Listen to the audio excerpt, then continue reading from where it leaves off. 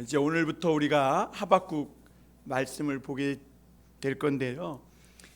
우리가 지난번에 상고했던 나훔서는 아수르를 배경으로 한 그런 말씀이었습니다. 그렇다면 이 하박국서는 이제 북이스라엘이 아수르에 의해서 멸망할 때가 722년이거든요. 그런데 이 하박국의 배경이 되는 그 나라는 바벨론입니다. 그렇게 볼 때 유다의 마지막 왕인 엘리야김이라든지 여호야긴 그리고 시드기야 왕 때 그때 활동한 선지자가 바로 하박국이라는 것을 알 수가 있습니다. 그 하박국은 그 주제가 뭐냐면 하나님의 정의에 대한 이야기입니다. 그래서 하박국은 잘 알려진 선지자는 아니지만 하나님의 정의에 대한 이 고민이 많이 있었습니다.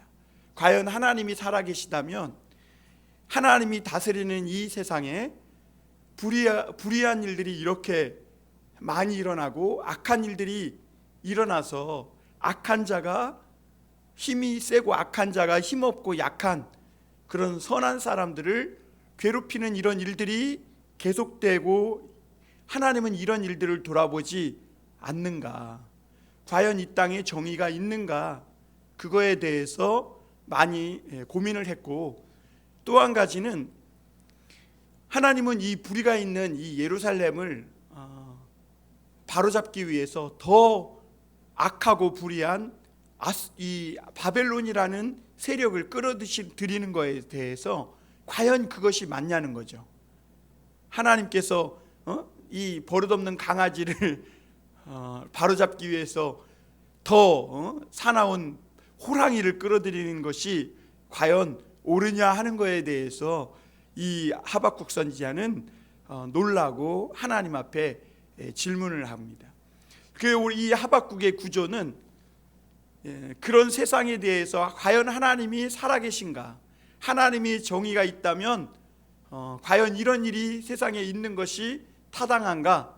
하나님, 왜 하나님은 아무 말씀도 하지 않습니까? 라면서 하나님 앞에 질문을 하기 시작합니다. 그에 대해서 응답이 나타나고, 그리고 하나님의 응답을 들은 이 하박국이 마지막에 우리가 잘 아는 말씀대로 무화과 나무가 무성치 못하고 외양간에 송아지가 없고 포도밭에 열매가 없어도 나는 여호와 하나님으로 인하여 즐거워하리라 라면서 하나님 앞에 찬양과 감사로 이렇게 구원의 은혜를 노래하는 것으로 마치게 됩니다. 여러분, 오늘날도 많은 사람들에게 큰 관심의 문제가 뭐냐면 정의에 관한 문제예요.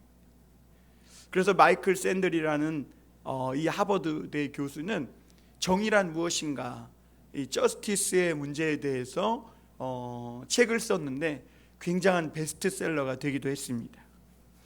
그런데 그 책을 읽어보면 더 헷갈립니다. 그래서 정의가 뭔가 더 오리무중으로 빠져요. 그 책은 정의가 뭐다 딱 답을 주지 않아요.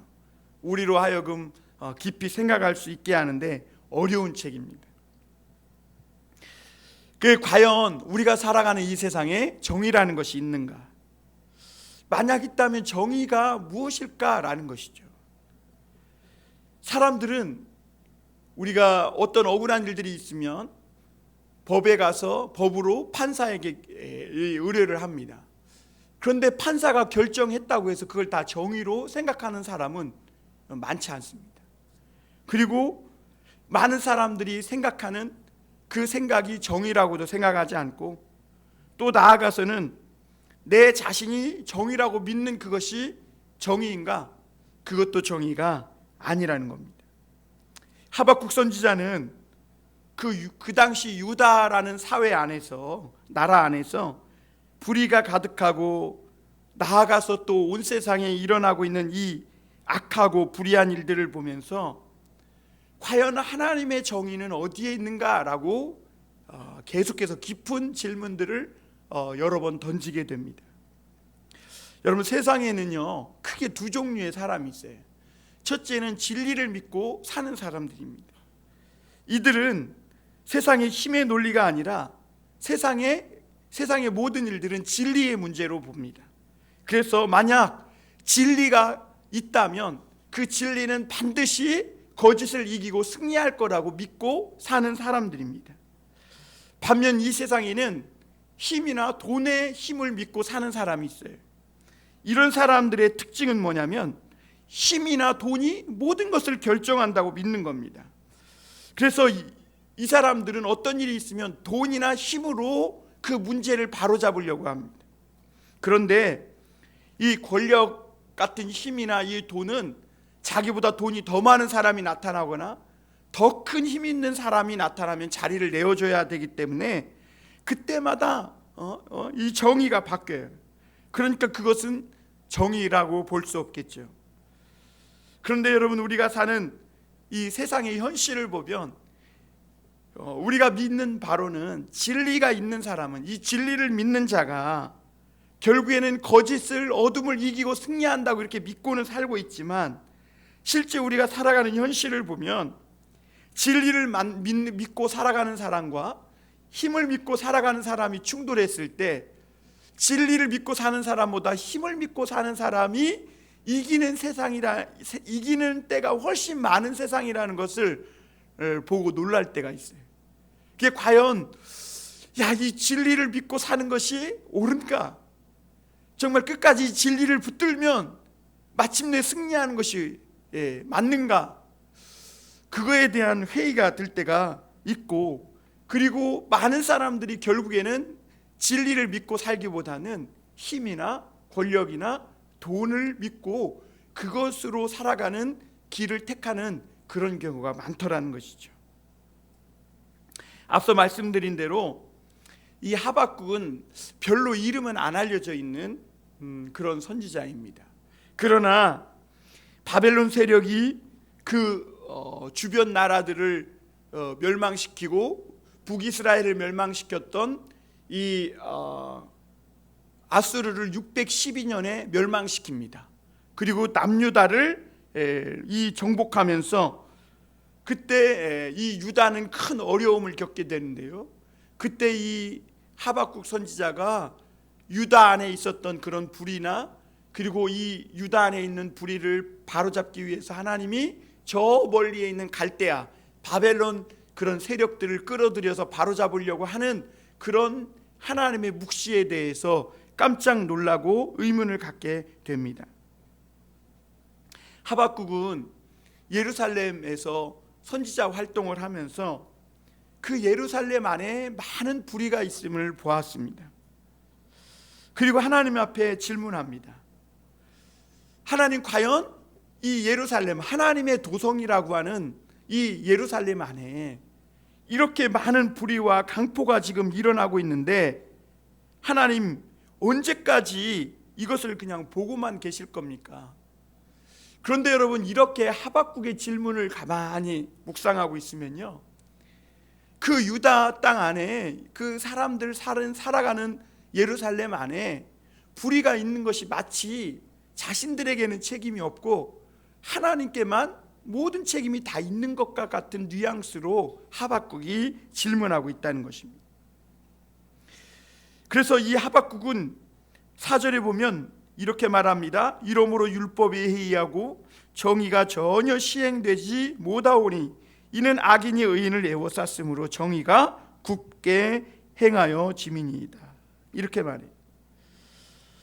여러분, 그러니까 정의가 시행되지 못하는 것이 마치 다 하나님 책임인 것 마냥 악인이 의인을 애워싸고 겁탈하고 괴롭히는 것이 마치 다 하나님께만 책임이 있고 하나님이 돌보지 않기 때문에 정의가 시행되지 못하는 것 같이 이렇게 질문을 합니다.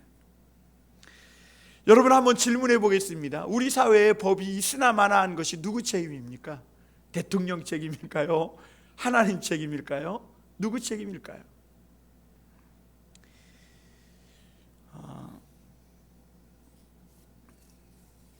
우리가 오늘 이런 부분에 대해서 깊이 한번 생각해 보면서 오늘 말씀을 이렇게 들여다보길 원하는데요. 첫 번째 생각할 것은 신앙의 회의를 느끼는 사람들이 있을 수 있다는 겁니다.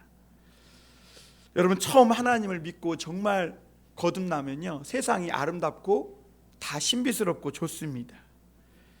그래서 예배 시간이 즐겁고 교회 생활이 막 기쁘기만 합니다. 그런데 시간이 지나면서 악이 공존하는 이 세상에서 신앙생활 하면서 믿음으로 산다는 것이 그냥 흑백 논리로 간단한 일이 아니라는 것을 조금씩 깨닫게 됩니다.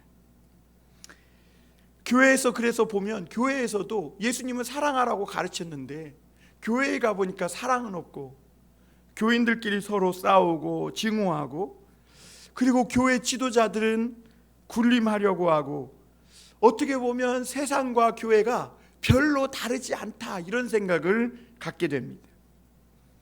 게다가 하나님이 허락하시지 않으면 참새 한 마리도 떨어지지 않는다고 했는데, 세상에서 보면 이 하나님을 믿는다고 나름 의롭게 살고 하나님의 진리를 붙들고 산다고 하는 사람들이 오히려 더 많은 어려움을 당하고 억울한 고통 가운데 살아가고 있는 것을 보게 돼요.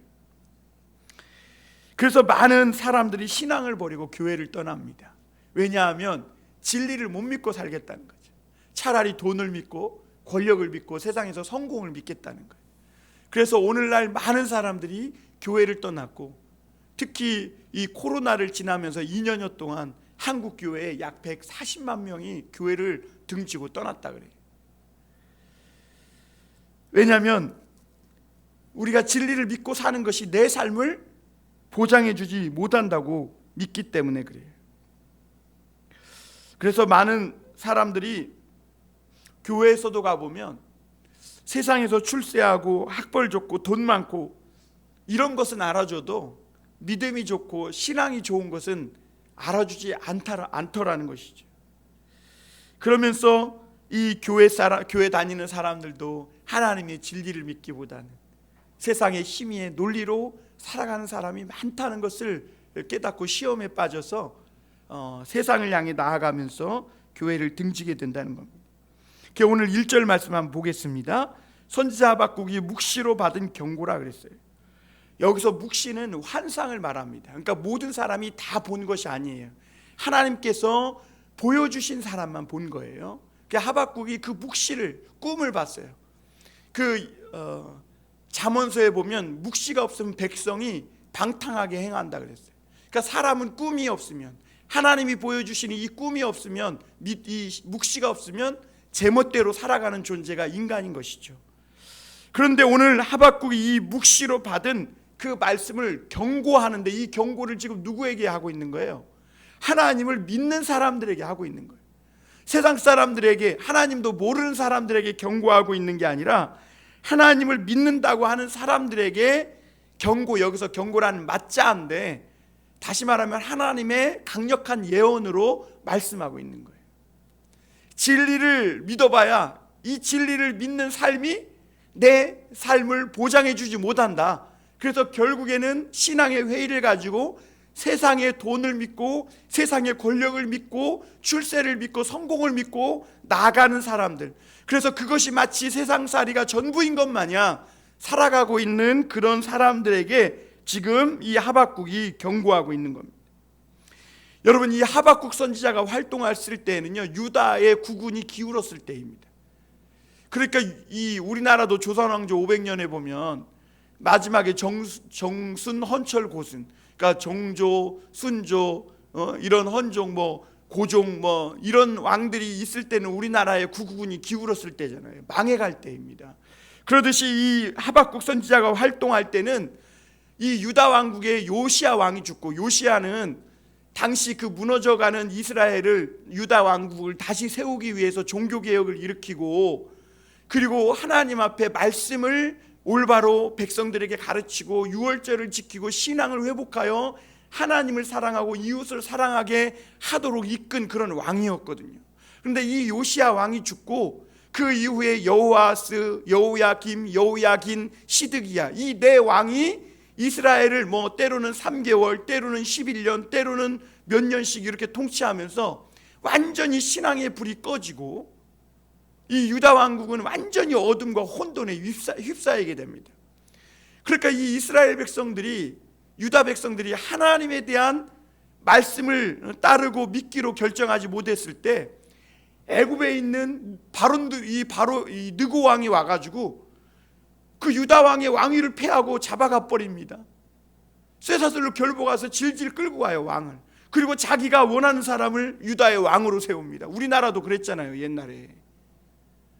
그리고 또 그 애굽을 무찌른 바벨론이 다 또 이 애굽이 세워놨던 왕을 폐위하고 바벨론이 원하는 왕을 세워놓고 그 8살밖에 되지 않은 왕을 질질 끌고 가서 바벨론의 포로로 잡혀가요.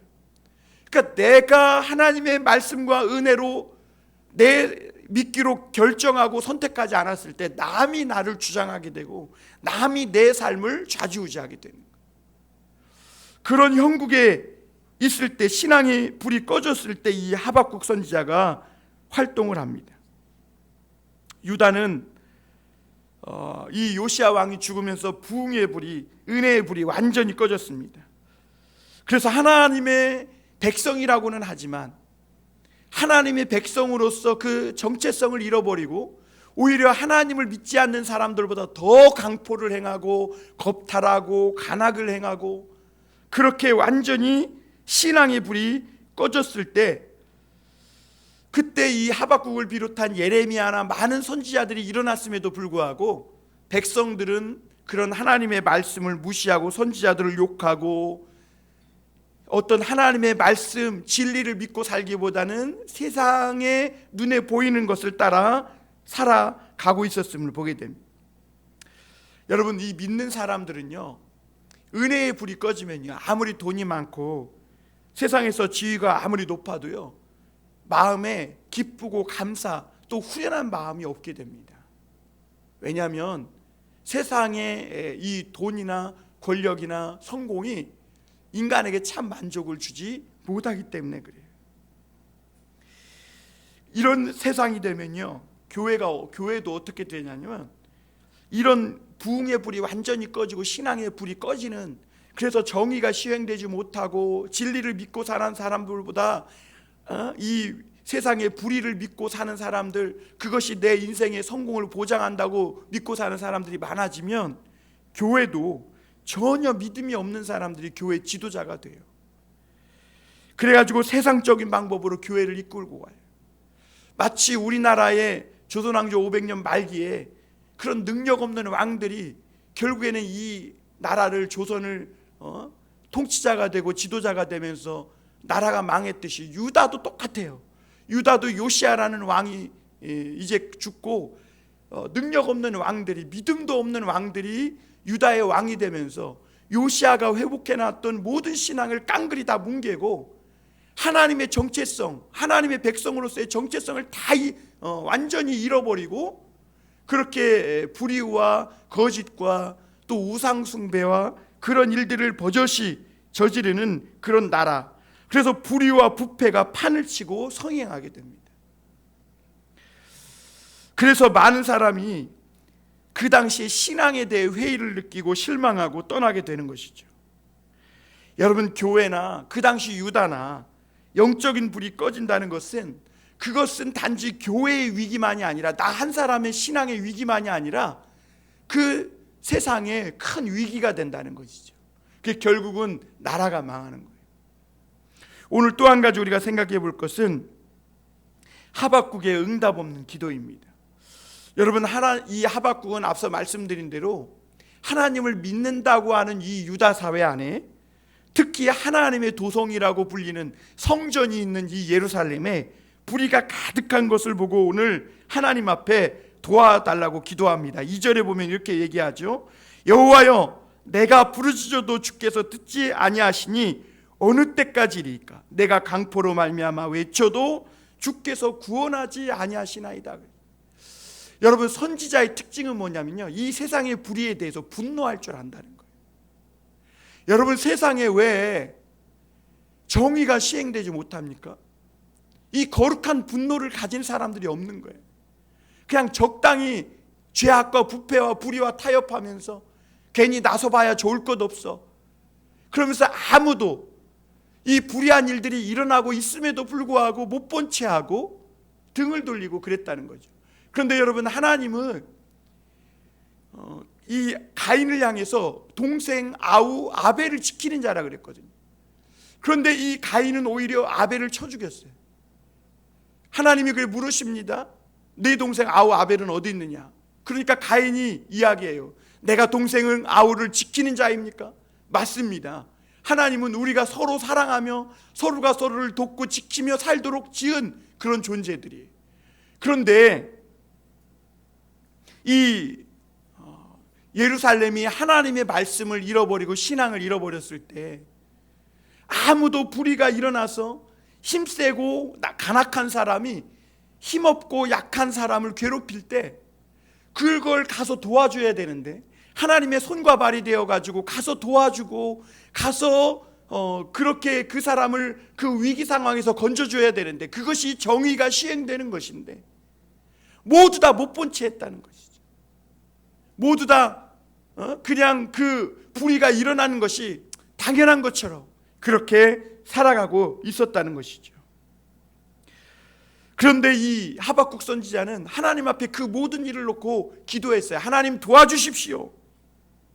그런데 하나님이 기도에 응답했어요, 안 했어요? 안 했다는 겁니다. 그래서 오늘 2절 말씀을 보면 이 불의한 일에 대해서 하박국 선지자는 하나님께 호소합니다. 하나님, 이 억울하고 불의한 일들에 대해 어느 때까지 하나님이 도와주시지 않고 가만히 있습니까? 아무리 외쳐도 주께서 구원하지 아니하십니다. 이렇게 토로를 합니다. 여러분, 세상에 사람들은요, 이런 억울한 일이 있으면 법적인 방법이나 또는 힘이 있는 사람은 자기의 힘을 가지고 그 문제들을 해결하려고 합니다. 그런데 여러분, 하나님을 믿는 사람들은요, 이런 세상의 불의와 불법한 일이 일어났을 때 할 수 있는 가장 근본적인 방법은 하나님 앞에 먼저 이렇게 기도하는 겁니다. 그럼에도 불구하고 하박국의 기도가 응답되지 않습니다. 그래서 여러분, 우리가 믿는 자들은 두 가지 일을 동시에 하는 것이 필요한데, 먼저는 하나님 앞에 이 불의한 일들, 억울한 일들을 놓고 기도해야 합니다. 그런가 하면 또한 이 억울한 일을 당했을 때 이 억울함을 호소하는 일도 함께 해야 하는 것입니다. 그때 하나님은 우리 기도를 들으시고 악한 사람의 마음을 움직이셔서 구원해 주시고 건져 주신다는 것이죠. 그런 예화가 어디에 있냐면 누가복음 18장에 보면 예수님이 이런 비유를 들었어요. 어떤 한 과부가 있었는데 억울한 일을 당한 거예요. 그래갖고 재판장에게 가서 억울함을 토로하는데 이 재판관이 불의한 사람이야. 그러니까 이 억울한 일을 당한 과부의 말을 귀찮아서 듣지도 않고 관심도 가져주지 않는 거예요. 그런데 이 과부가 포기하거나 낙심하지 않고 불의한 재판관일지라도 끝까지 가서 호소하니까 결국에는 나중에 자기가 이렇게 들어주지 않다가는 자기가 하나님 앞에 큰 벌을 받겠다, 무슨 일이 일어나겠다라는 생각이 들어서 결국에는 그 과부의 억울함을 풀어주었다는 그런 이야기가 있어요. 그러면서 예수님은 세상에서 억울하고 불의한 일을 당하는 그런 것을 볼 때 믿는 자들은 이렇게 기도하라 말합니다. 누가복음 18장 7절에 보면 하물며 하나님께서 그 밤낮 부르짖는 택하신 자들의 원한을 풀어주지 아니하시겠느냐? 저희에게 오래 참으시겠느냐? 그러면서 너희는 이렇게 기도하라. 하물며 그 불의한 재판관이 끈질기게 기도하는 억울한 과부의 소원을 풀어주었다면 하물며 너희의 기도를 오래 참고 기다리게 하시겠느냐. 그러므로 여러분, 우리 믿는 사람들이 이 세상을 살아가는 방법은 이런 억울하고 불의한 일을 당하는 이 세상의 구주적인 모습을 보면서 하나님 앞에 기도해야 하고, 그리고 우리가 나아가서는 억울한 일들이 해결될 수 있도록 그것을 사람들에게 호소하고 노력하고 애써야 할 필요가 있다는 것이죠.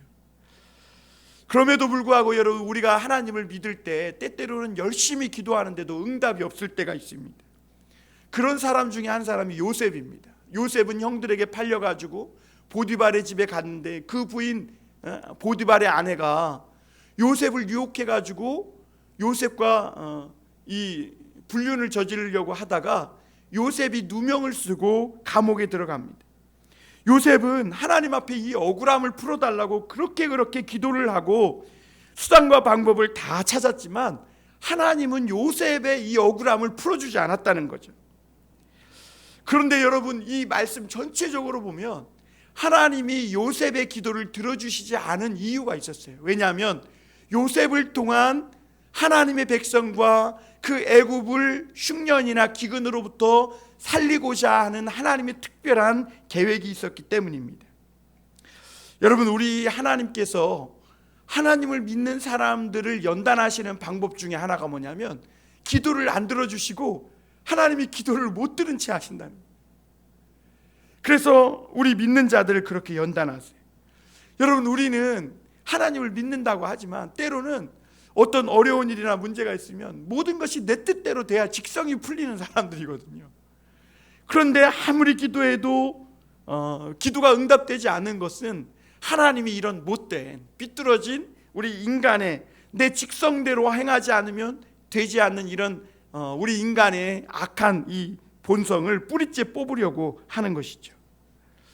그리고 여러분, 우리가 하나님을 믿으면서 꼭 알아야 될 것이 뭐냐면 하나님은 우리의 억울함을 푸는 것보다는요, 그리고 문제를 해결하는 것보다 우리 안에 있는 은혜의 불을, 하나님에 대한 이 뜨거운 믿음, 이 신앙을 잃어버리지 않는 것이 훨씬 더 중요하다. 그런데 우리는 잘못 행할 때가 많아요.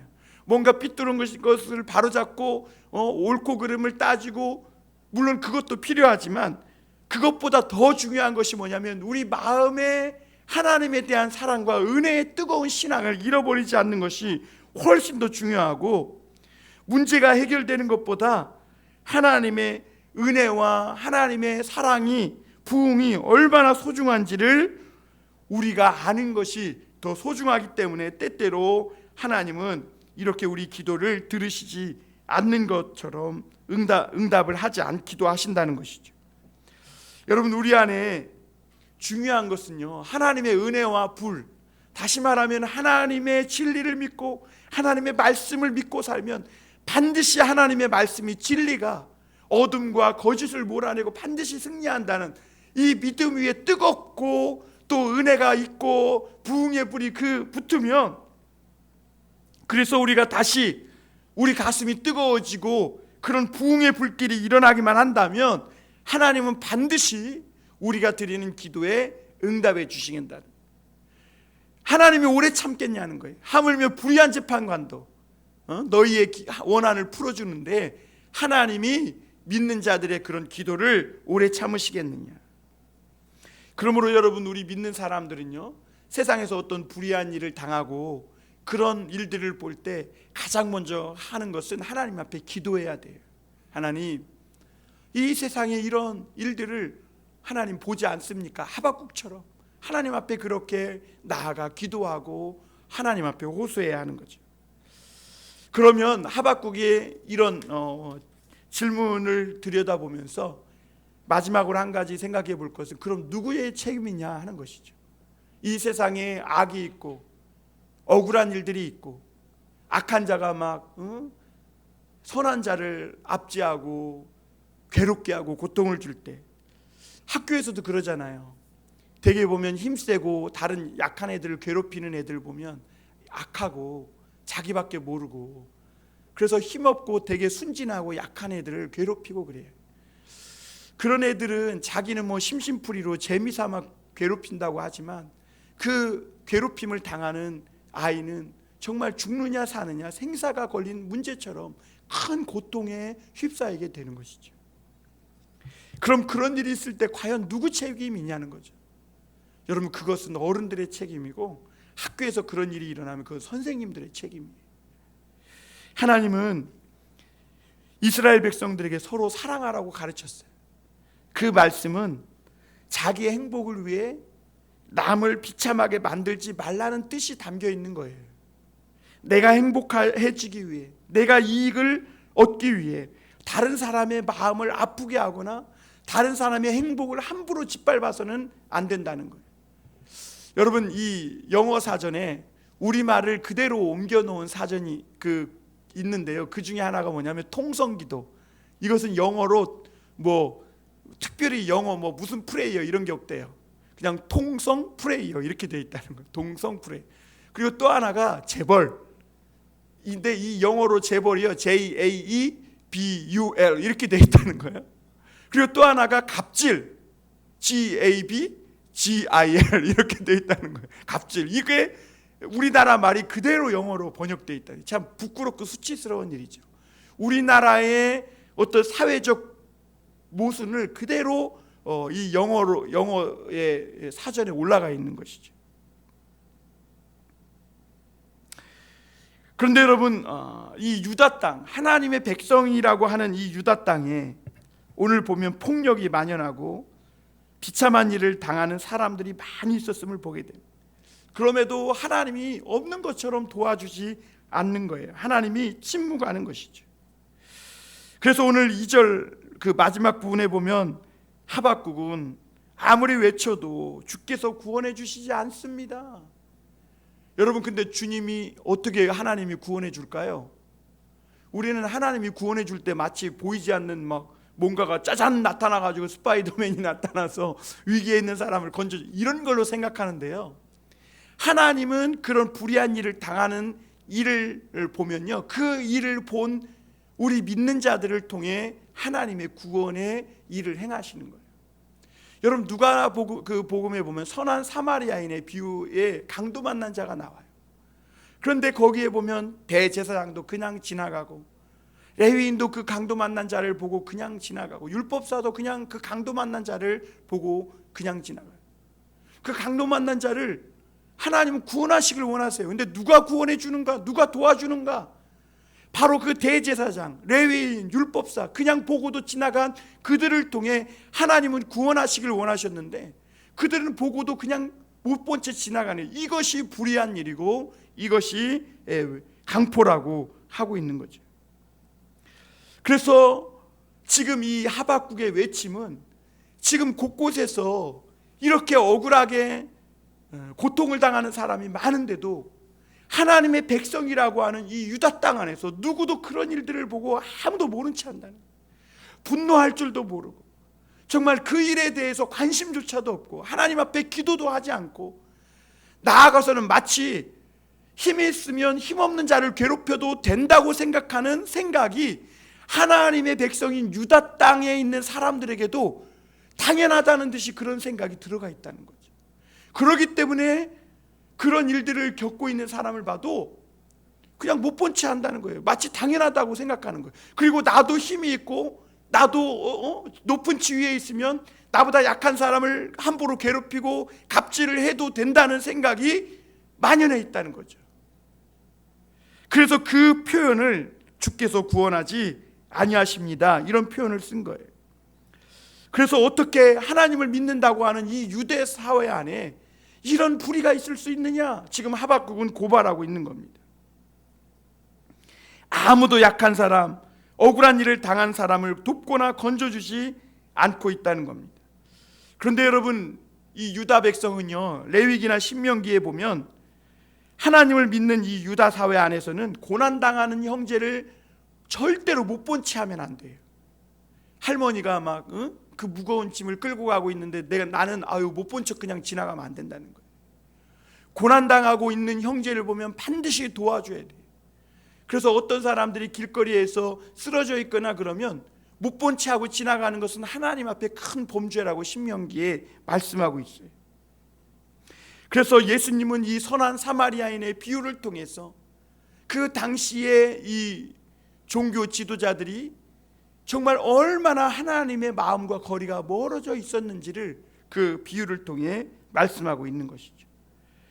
하나님을 믿는 하나님의 율법이, 하나님의 마음이 다스려져야 할 이 유다 땅 안에 어느 순간 힘의 논리가 들어오면서 그 유다 땅 안에도 이제는 힘센 사람이 약한 사람을 얼마든지 괴롭힐 수 있다, 이런 생각이 만연해진 것이죠. 그래서 이제는 빛을 못 갚거나 자기가 명령했는데 말했는데 말대로 따라주지 않으면 함부로 때려도 되고 잡아다 노예로 팔아도 그냥 당연한 듯이 그런 세상이 되어버린 것입니다. 그래서 오늘 이 하박국 선지자는 그런 모든 모습들을 보고 강포 불이라고 외치고 있습니다. 그리고 나아가서는 그런 사람들을 하나님이 믿는 사람들도 도와주지 않을 뿐만 아니라 하나님이 그런 일을 저지르면 그런 사람을 다른 일로라도 보복을 해야 하는데 전혀 그런 일도 일어나지 않고 있다는 겁니다. 그래서 하박국 선지자는 하나님을 원망하는 듯이 이야기를 합니다. 하나님이 온 세상을 다스린다고 하면서 어떻게 이런 악한 일을 그냥 내버려 두느냐 하는 것입니다. 그런데 여러분, 오늘 그럼 이 유다 백성 안에 이 폭력 불의가 난무하게 된 것이 정말 하나님의 책임인가 아니면 백성들의 책임이냐 하는 것입니다. 왜 약한 자가 폭행을 당하는데 왜 사람들이 다 못만치 하고 도와주지 않느냐는 것입니다. 그런데 여러분, 사람들은요 맹수의 습성을 가지고 있어서 하나님 말씀을 떠나는 순간 다 서로가 물고 뜯고 싸우게 되어 있습니다. 힘 있는 자가 힘 없는 자를 괴롭히는 것이 당연하다고 생각하게 되어 있다는 것입니다. 그래서 이스라엘 이 유다 땅 안에 하나님의 말씀이 없어졌을 때 사람들은 이것이 당연하다고 생각합니다. 그리고 오늘 강포다 불이다고 외치는 이 하박국이 오히려 이상한 사람 취급되는 거예요. 그리고 하박국이 순진한 사람처럼 어리석은 사람처럼 생각되는 거예요. 여러분, 사람들은요 말씀을 통해 변화되지 않으면요 그래서 힘으로 다른 사람을 괴롭히며 다른 사람을 짓밟고 더 행복해지고자 그렇게 사납게 살아가면 어느 순간 자기보다 더 힘센 자가 나타나서 그 사람을 잡아먹게 되는 거예요. 그것이 동물의 왕국의 그런 생태 환경이에요. 그래서 여러분, 하나님을 믿는 사람은 내가 약하여지고 하나님이 주신 능력으로 사는 것이 훨씬 더 이익입니다. 그래서 3절에 보면 이 하박국 선지자는 이렇게 하나님 앞에 본격적으로 항의합니다. 하나님, 내게 어찌 이 죄악을 보게 하시며 패역을 눈으로 보게 하시나이까? 겁탈과 강포가 내 앞에 있고 변론과 분쟁이 일어났나이다.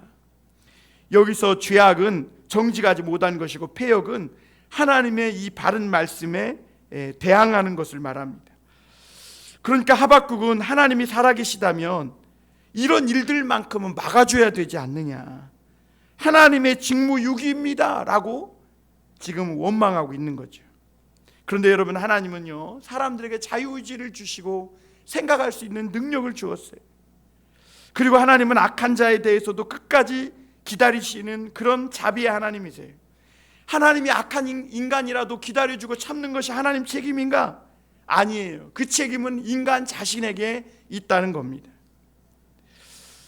여러분, 그러므로 우리가 하나님 앞에 바른 삶의 모습은 책임을 따지기보다, 여러분, 우리가 살다가 암세포가 생기면 누구 책임이야? 하나님 책임입니까? 암세포가 생기면 얼른 생활 습관과 식습관을 바꾸고 병원 가서 치료를 받아야지. 그런데 많은 사람들이 하나님을 믿으면서 왜 나에게 이런 암이 생기는가? 그래갖고 시험에 빠지고 신앙이 등을 돌리는 사람이 있어요. 아니요, 오히려 그럴수록 하나님 말씀 앞에 더 돌아와야죠.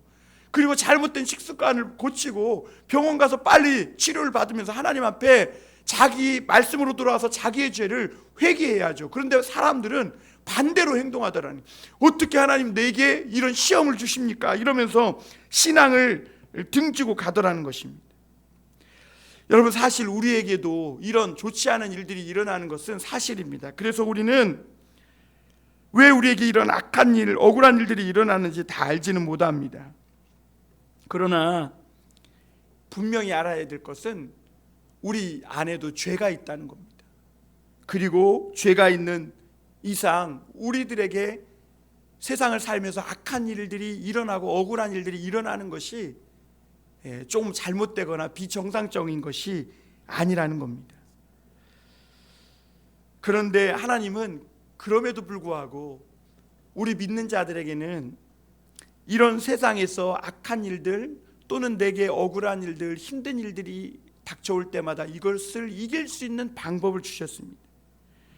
그것이 뭐냐면, 하나님은 인간들이 하나님의 말씀을 듣고 은혜를 받고 영적으로 뜨거워져서 하나님의 그런 사랑을, 임재를 회복하는 겁니다. 우리가 은혜 받고 뜨거워질 때 인간은 사탄을 이기고 죄악을 이기고 시험을 이기고 악한 자신과 싸워서 이길 수 있는 능력이 거기서부터 나온다는 것입니다. 왜 세상에 이렇게 어둡고 악한 일이 일어나는가? 그것은 반대로 빛이신 하나님의 말씀과 하나님과 멀어지고 있기 때문이라는 것이죠. 말씀을 사랑하지 않는 사람들, 그 사람들의 마음속에서 은혜가, 사랑이 식어지고 있다는 것이죠. 이럴 때는 누구 책임인가 따지기보다 하나님의 말씀 앞에 돌아와야 합니다. 그래서 4절에 보면 율법이 해이해지고 정의가 전혀 시행되지 못하오니 이는 악인이 의인을 에워쌌으므로 정의가 굳게 행하여짐이니이다, 이렇게 말해요. 많은 사람들이 법대로 하면 모든 일들이 해결될 수 있을 거라고 생각해. 여러분 그렇게 믿습니까? 법이 인간의 억울한 문제 다 풀어주고 모든 문제 다 해결해주고 법에 호소만 하면 다 해결되던가요? 여러분, 법이라는 것이 잘못된 것은 지적하고 그래도 삐뚤어진 것을 바로잡기는 어렵습니다.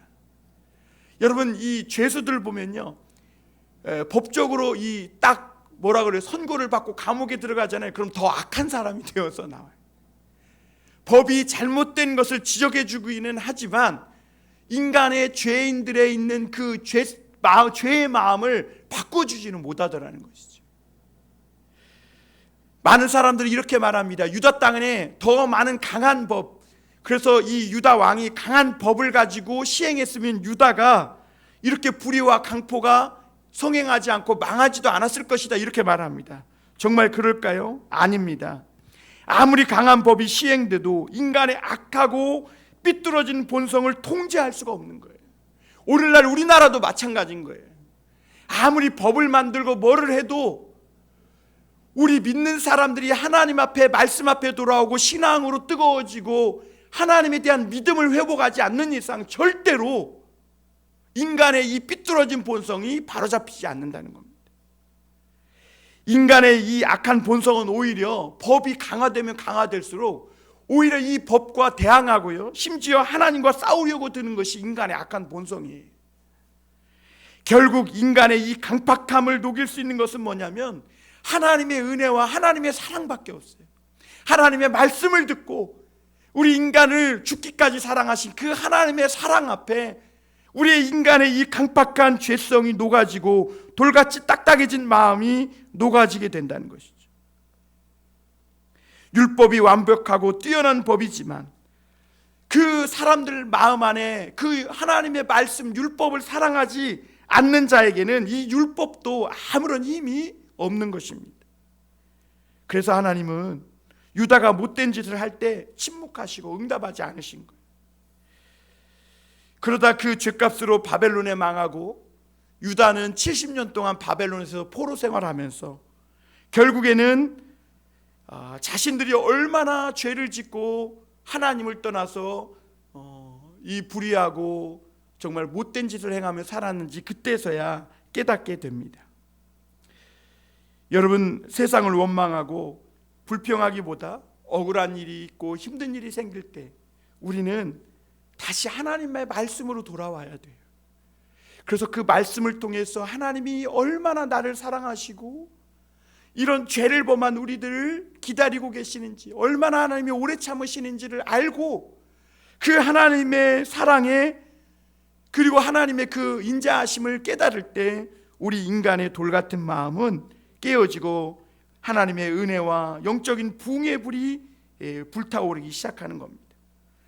그래서 여러분, 아무리 법이 강해져도요, 말씀을 통해 하나님의 사랑을 깨닫지 못하면 은혜와 이 부흥의 불이 그 나라 가운데, 사람들 가운데 꺼지고 나면 아무리 하나님을 믿는다고 하는 사람들도 세상 사람들과 똑같이 강포를 행하고 거짓을 행하고 나아가서는 그런 것을 보면서도 못 본 채 하고 그 사람들과 똑같은 사람들이 되고 만다는 것입니다. 여러분, 우리는 우리 주변에서 일어나고 있는 크고 작은 불의를 보면서 나는 오늘 무엇을 붙들고 있는지, 그리고 나는 무엇을 붙들고 살아가고 있는지 다시 한번 확인해 볼 필요가 있습니다. 나는 과연 정말 하나님의 진리의 말씀을 붙들고 사는가? 아니면 나는 아직도 세상에 돈이나 권력이나 성공이 힘이라고 믿고 살고 있는가? 하나님은 우리가 불의한 세상에서 목숨 걸고 정말 하나님만을 사랑하며 살아가기를 원하고 계십니다. 삐뚤어진 사람의 마음을 바로잡는 것은 그들의 죄를 비난하고 감옥에 가둔다고 해서 절대로 되지 않는다는 것. 장발장법이라는 게 있는데요, 그게 뭐냐면 가중처벌법. 그러니까 한 번 죄를 짓고 감옥에다 들어갔다 풀려났는데 집행유예가 됐는데 그때 또 죄를 지으면 어떻게 되는 거예요? 가중처벌하는 거거든요. 그런데 그 가중처벌한다고 그 죄인의 마음이 삐뚤어진 본성이 바뀌는가? 절대 그렇지 않다는 거죠. 오직 삐뚤어진 인간의 죄성을 바꾸는 데는 십자가에 달려 죽기까지 우리를 사랑하신 그 하나님의 사랑만이 우리의 돌같은 마음을 녹여서 살같이 부드럽게 하실 수 있다는 겁니다.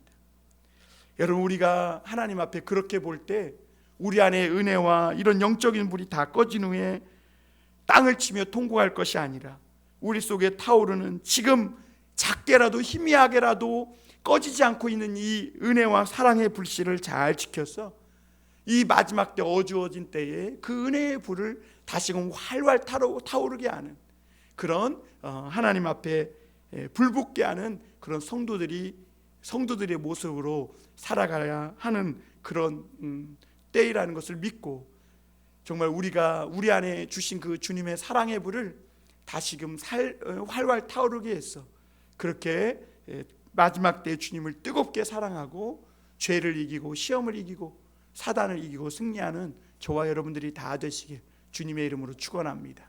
기도하겠습니다.